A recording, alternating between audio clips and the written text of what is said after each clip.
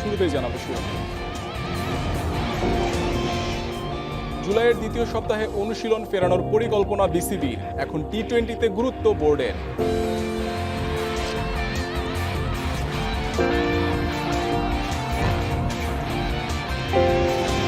ক্রিকেটের স্বার্থে সহনশীল হওয়ার তাগিদ ফিঞ্চের। করোনা নেগেটিভ হাফিজ শাদাবরা যাবেন ইংল্যান্ডে।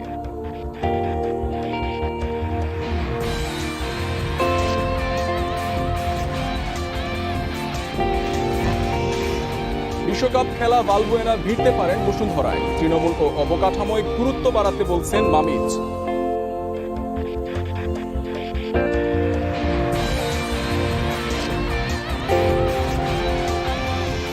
লা লিগায় রাতে বার্সেলোনার অতিথি আতলেতিকো। ন্যু ক্যাম্পে কঠিন লড়াইয়ে জিততে চান সেতিয়ান।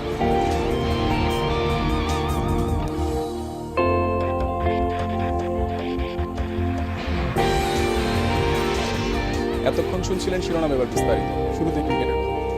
জুলাইয়ের দ্বিতীয় সপ্তাহে ক্রিকেটারদের অনুশীলনে ফেরানোর পরিকল্পনা বিসিবির। স্থগিত টেস্ট সিরিজের আশা ছেড়ে দিয়ে এবার এশিয়া কাপ ও টি-20 বিশ্বকাপ নিয়ে ভাবনা ক্রিকেট বোর্ডের। তবে করোনা পরিস্থিতির উন্নতি না হলে ব্যাকফুটে যেতে পারে বিসিবি, জানিয়েছেন cricket operations chairman Akram Khan. Sri Lanka সফর ও নিউজিল্যান্ডের বিপক্ষে হোম সিরিজের জন্য মোটা দাগে পরিকল্পনা গুছিয়েছিল বাংলাদেশ ক্রিকেট বোর্ড। ভেবেছিল জুনের শেষ সপ্তাহে শুরু করা যাবে জাতীয় দলের ক্যাম্প। পরিস্থিতি বিবেচনায় স্থগিত হয়েছে দুই সিরিজ। আর করোনার ঝুঁকি বাড়ায় ক্রিকেটারদের অনুশীলনে ফেরানোর প্রাথমিক পরিকল্পনা থেকে সরে আসে বিসিবি। এবছর টেস্টে নামার সম্ভাবনা নেই। ম্যানেজমেন্টের ভাবনা এখন এশিয়া কাপ ও টি-20 বিশ্বকাপ। যদিও দুই মেগা ইভেন্টের ভাগ্য ঝুলে আছে। টুর্নামেন্ট দুটি হবে ধরে নিয়ে জুলাইয়ের দ্বিতীয় সপ্তাহে মুশফিক মাহমুদুল্লাহদের অনুশীলনে ফেরাতে চায় বিসিবি। অবশ্য করোনা সংকট সেই পথে বাধা হতে পারে। শ্রীলঙ্কা হয়তো টেস্ট আমরা খেলতে পারবো, বাট সেটাও পারিনি। তো এখন তো আমরা আপনার টি-20 যেটা এশিয়া কাপ হবে সেটা আমাদের মাথায় আছে। সো এবং আল্লাহর হাতে সময় আছে, আল্লাহর কাছে দোয়া করছি যেন আগামী 15-20 দিনে যদি আমাদের সিচুয়েশনটা ভালো হয়, প্র্যাকটিস করার মতো যদি অবস্থা হয়, তাহলে আমরা প্রিপারেশনের জন্য মাঠে নামার প্ল্যান করেছি। স্বাস্থ্যবিধি মেনে অনুশীলনের প্রথম ধাপে একজন ক্রিকেটারের জন্য থাকবে কোচিং স্টাফের 3 জন। দ্বিতীয় ধাপে একসাথে 3 ক্রিকেটার অনুশীলনের সুযোগ পাবেন। কিছু প্লেয়ার আপনার ঈদের আগে রিকোয়েস্ট করেছিল আমাদেরকে প্র্যাকটিসের ব্যাপারে, ইন্ডিভিজুয়াল প্র্যাকটিসের ব্যাপারে। তো আমরা ওটা তৈরি করেছি, বাট এখন সিচুয়েশনের জন্য হয়তো কেউ আসছে না। তো আমরা প্রস্তুত আছি। এখন জাস্ট আল্লাহর কাছে দোয়া করছি যেন এই করোনা ভাইরাস থেকে আমাদের যদি উদ্ধার হইতে পারি, তাহলে ইনশাল্লাহ আমরা অনেক তাড়াতাড়ি প্র্যাকটিসে নেমে যাব। ইংল্যান্ড উইন্ডিজ সিরিজ দিয়ে 8 জুলাই আন্তর্জাতিক ক্রিকেট ফিরছে। ক্রিকেট ফেরাতে অন্য সবার মতো ওই সিরিজে নজর রাখছে BCB. Saiful Majumdar, independent news. Corona সংকটের মাঝে বড় ধাক্কা বুড়িগঙ্গায় লঞ্চডুবি। দুর্ঘটনায় মারা গেছেন 34 জন। একের পর এক খারাপ খবর নাড়া দিয়েছে ক্রিকেটারদের। সামাজিক যোগাযোগ মাধ্যমে ফেসবুকে শোক জানিয়েছেন সাকিব আল হাসান, মুশফিকুর রহিম ও রুবেল হাসান। সাকিব লিখেছেন, গত 4 মাসে করোনায় আক্রান্ত হয়ে প্রতিদিনই মানুষ মারা যাচ্ছে। এর মধ্যে বুড়িগঙ্গায় মৃত্যুর সংবাদ হতাশার ও বেদনার। সান্ত্বনা দিতে কোনো ভাষা পাচ্ছেন না টাইগার অলরাউন্ডার। মাত্র 30 সেকেন্ডে এতগুলো মানুষের প্রাণহানিতে হতবাক ও শোকাহত মুশফিক। বছরটা এখন পর্যন্ত ভালো না যাওয়া নিয়ে শঙ্কায় মিস্টার ডিপেন্ডেবল। পেসার রুবেল নিহতদের আত্মার মাগফিরাত কামনা করেন। নিহতদের পরিবারকে শোক সামলে ওঠার জন্য প্রার্থনা তার।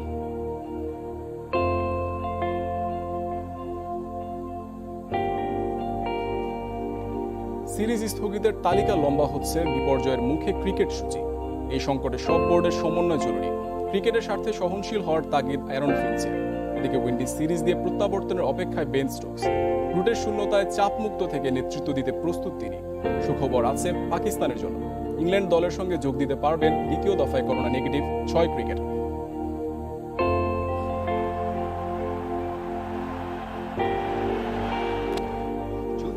বাংলাদেশে আসার কথা ছিল অস্ট্রেলিয়া। করোনার কারণে সেটা ভেস্তে গেছে। খেলা বন্ধ থাকায় চাপ পড়ছে ভবিষ্যৎ ক্রিকেট সূচিতে। শুরুতে জিম্বাবুয়ের সফর ছিল অস্ট্রেলিয়ার সামার ক্যালেন্ডারে, কিন্তু আগস্টের ওই ওয়ানডে সিরিজ স্থগিত হয়েছে। নতুন করে দ্বিপক্ষীয় সিরিজগুলোর জন্য সময় বের করার চ্যালেঞ্জ সব পড়ে। বিপর্যয়ে ক্রিকেটের স্বার্থে ভিন্ন বার্তা অ্যারন ফিঞ্চের। ক্ষতি পুষিয়ে নিতে দরকার সমন্বিত প্রচেষ্টা। এই সংকটে সাহস রেখে এগোনোর তাগিদ অজি ক্যাপ্টেনের। Australia, Bharat, England, South Africa যে দেশেই হোক খেলতে যাওয়া দরকার। ক্রিকেটের স্বার্থে সবাইকে এক হয়ে কাজ করতে হবে। বিধিনিষেধের কারণে কিছু ভোগান্তি তো থাকবেই। এখন যেহেতু পরিস্থিতি ভিন্ন, সচেতন থাকা জরুরি এবং সবাইকে আলট্রা ফ্লেক্সিবল হতে হবে।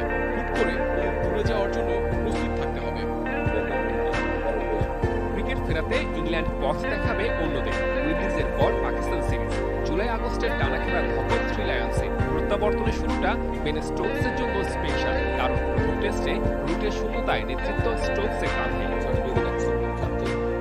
যদি কেবল একবারে ঘটে তবুও বলতে পারি, হ্যাঁ, আমি ইংল্যান্ডকে নেতৃত্ব দিয়েছি। সিদ্ধান্ত নেওয়ার ক্ষেত্রে অধিনায়কত্বের বাড়তি চাপ থাকে।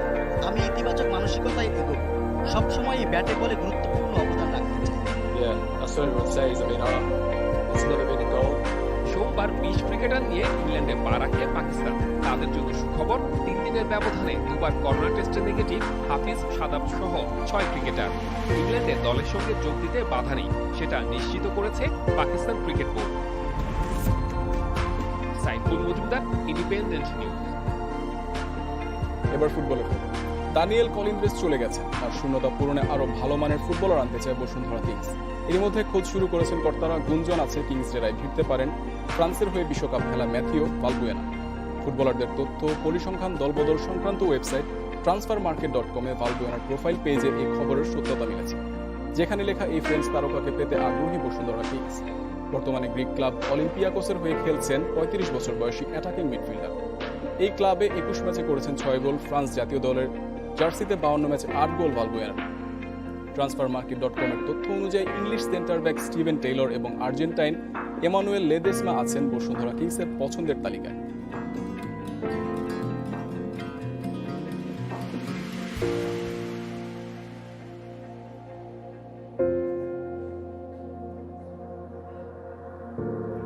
তৃণমূলে নজর না দিলে বাংলাদেশের ফুটবল পিছিয়ে থাকবে, এমনটাই মত দেশের শীর্ষস্থানীয় 2 ক্লাব আবাহনী এবং সাইফি স্পোর্টিং এর হেড কোচ মারিও লেমোস ও দ্রাগো মামিচের। তারা মনে করেন সারা দেশে ফুটবল ছড়িয়ে দিতে ক্লাব ও ফেডারেশন থেকে আরও উদ্যোগ নেওয়া দরকার। দুজনের বিশ্বাস 8 থেকে 10 বছরের পরিকল্পনা হাতে নিলে ধারাবাহিক উন্নতি আসবে এদেশের ফুটবলে। বিনিয়োগ, অবকাঠামো, কার্যকর পরিকল্পনা, এই 3-এর সমন্বয় সাইফ স্পোর্টিং ক্লাব অল্প দিনেই ঘরোয়া ফুটবলের শক্ত অবস্থান তৈরি করেছে। প্রি-সিজন ক্যাম্প, টুর্নামেন্ট খেলার সুযোগ করে দিচ্ছে ম্যানেজমেন্ট। পেশাদারিত্বে কোনো ছাড় দিতে রাজি নয় ওরা, যদিও প্রিমিয়ার লিগ শিরোপা এখনো অধরা। তারপরও সাইফ স্পোর্টিং যেভাবে এগোচ্ছে সেটা ফুটবলের উন্নয়নে গতি আনতে পারে। হাতে গোনা কয়েকটি ক্লাব ছাড়া বাকিদের অবস্থা বেগতিক, যার প্রভাব শেষ পর্যন্ত পড়ছে জাতীয় দলের ওপরে। এদেশের ফুটবল কোথায় পিছিয়ে, উন্নতির জন্য কি করণীয় তা অস্পষ্ট নয়। অনেক সমস্যা আছে বাংলাদেশের ফুটবলে। মাঠ মানসম্মত নয়, তৃণমূল ফুটবলের কাঠামো এখনো সেকেলে। সবাই অল্প সময়েই সাফল্যের খোঁজে থাকে, কেউ 8-10 বছর পরের কথা ভাবে না। ক্রিকেট এখানে এত জনপ্রিয় যে কেউ ফুটবলে বিনিয়োগ করতে চায় না। বেশিরভাগ ক্লাবই ঢাকা কেন্দ্রিক। পেশাদার লিগের ম্যাচগুলো ঢাকায় বেশি হয়। সারা দেশ থেকে প্রতিভা পেতে হলে ফুটবল ছড়িয়ে দেওয়া প্রয়োজন। ক্লাবগুলোর অবকাঠামোগত উন্নতি জরুরি। দেশের ফুটবল উন্নয়নে ঘরোয়া লিগ হতে হবে জমজমাট। সময়ের সাথে লিগে প্রতিদ্বন্দ্বিতা বাড়ছে, তাতে করে উন্মুক্ত হচ্ছে সম্ভাবনার দুয়ার। আসার কথা হলো এখন চিন্তা ভাবনায় পরিবর্তন আসছে। 2017-তে যখন আমি ছিলাম 1-2টি ক্লাব ভালো ছিল, এখন অন্তত 6টি ক্লাব সাউথ এশিয়ার যে কোনো ক্লাব কম্পিটিশনে ভালো করার সামর্থ্য রাখে। জামালের মতো ফুটবলার এই অঞ্চলের অন্যতম সেরা। আরো কয়েকজন মেধাবী ফুটবলার আছে। তৃণমূলে ফুটবলে আরো গুরুত্ব দিতে হবে, তখন পাইপলাইনে ফুটবলারের সংখ্যা বাড়বে। ক্লাবগুলো এখন নিজস্ব একাডেমি গড়ায় মনোযোগ দিয়েছে, এটা ভালো দিক। আবাহনী গেলবার এএফসি কাপে সাউথ এশিয়ার সেরা ক্লাব হয়েছিল। এটা ইঙ্গিত দেয় সুযোগ সুবিধা পেলে এদেশের ফুটবলের মান দ্রুত উপরে উঠবে। দেরিতে হলেও তৃণমূলে জোর দিচ্ছে বাফুফে। বড় ক্লাবগুলো নড়ে চড়ে বসেছে, কিন্তু ধারাবাহিক সাফল্যের জন্য লাগবে ক্লাব ফেডারেশনের সমন্বয়। Abidur Rahman, independent news. এবার জানাবো ইউরোপিয়ান ফুটবলের খবর।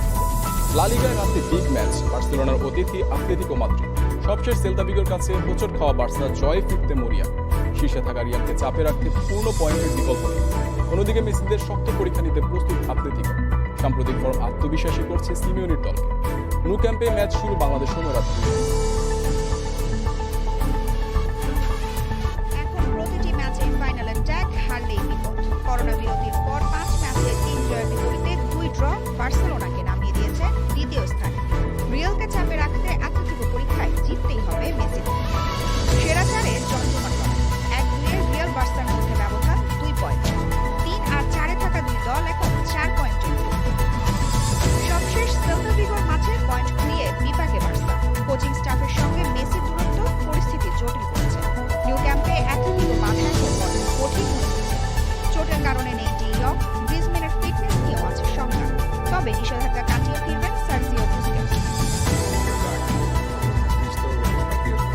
আতলেতিকোর বিপক্ষে ম্যাচ বরাবরই কঠিন। তারা জানে কোন পরিস্থিতিতে আমাদের জন্য সব খেলাই এখন মাস্ট উইন ম্যাচ।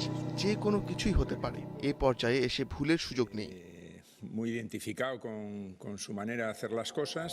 বিরতির পর অ্যাথলেটিকো ড্র দিয়ে শুরু করেছিল, কিন্তু টানা 4 ম্যাচে জিতে টেবিলের 3-এ উঠেছে লস কোলচেনরেস।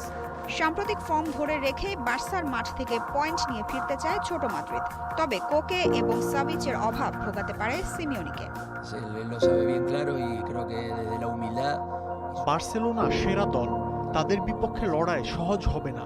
আগের কয়েকবার তাদের সাথে খেলার অভিজ্ঞতা আছে, সেটিকে কাজে লাগিয়ে সবাই নিজেদের সেরাটা দিয়ে খেলবে। হেড টু হেড পরিসংখ্যানে বার্সেলোনা ফেভারিট। লা লিগায় 2 দলের সবশেষ 6 ম্যাচে মেসিদের 4 জয়, বাকি 2 ম্যাচে হয়েছে ড্র। তবে গত সুপার কাপের সেমিতে বার্সাকে হারানোর সুখস্মৃতি সঙ্গী Atletico. Farzana Yasmin, Independent News. সেরিয়াতে টানা ষষ্ঠ জয়ের লক্ষ্যে রাতে মাঠে নামছে ইউভেন্টাস। জেনোয়ার মাঠে জিতে শিরোপার পথে আরও এগিয়ে যেতে চায় রোনালদোরা। ম্যাচ শুরু বাংলাদেশ সময় রাত 2:45।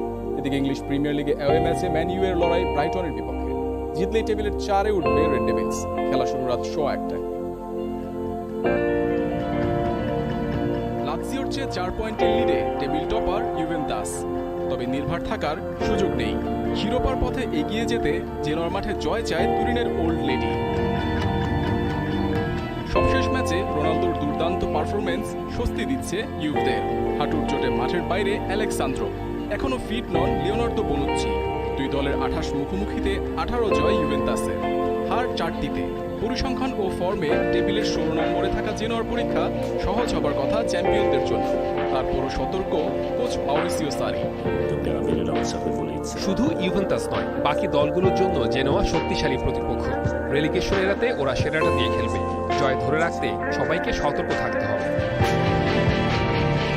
এদিকে ইংলিশ প্রিমিয়ার লিগে ম্যানচেস্টার ইউনাইটেডের পরীক্ষা ব্রাইটনের মাঠে।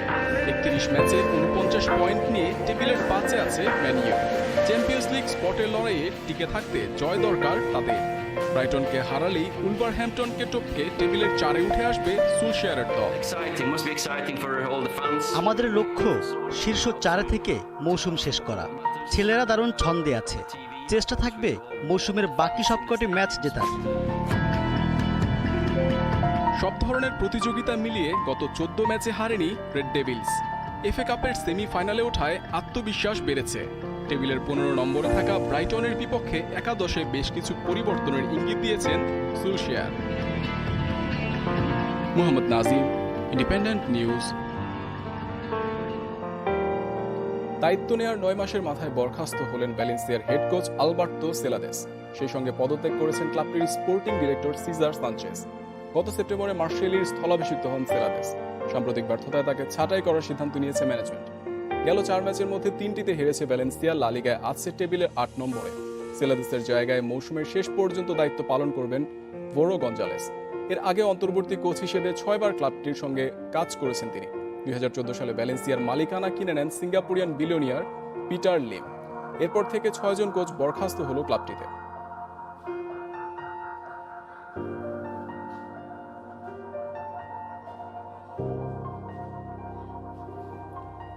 এই ছিল যত খেলার আজকের আয়োজনে। ইন্ডিপেন্ডেন্ট টেলিভিশনের সব খবর আরও বিস্তারিত জানতে চোখ রাখুন ইউটিউব, ফেসবুক এবং টুইটারে। ধন্যবাদ আমাদের সাথে থাকার জন্য।